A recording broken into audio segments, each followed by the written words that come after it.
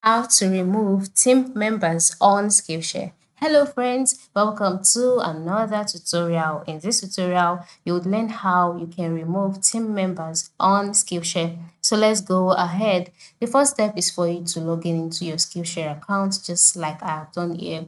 And then once you're logged in, the next thing for you to do is to ensure that you have created your Teams account. Of course, for you to want to remove team members, you must have a Teams account ready. So what do?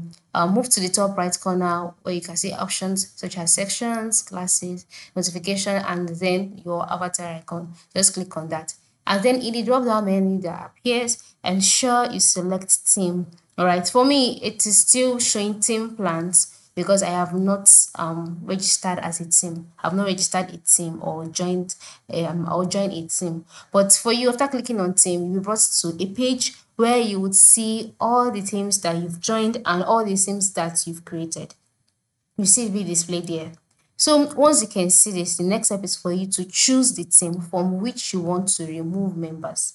All right. After choosing the team from which you want to remove members, check the box next to the name or email of the team member you want to remove. Okay. Once you click on the team, you will see your team member. So just check the box next to the name or the email of the team member that you want to remove.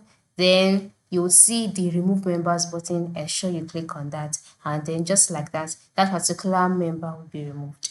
But if you want to remove a group of members at once, you can use a CSV file with the team members details. All right, just click the three dot icon on the Teams page, then select the remove users with CSV, upload your CSV file, and the selected members will be removed immediately.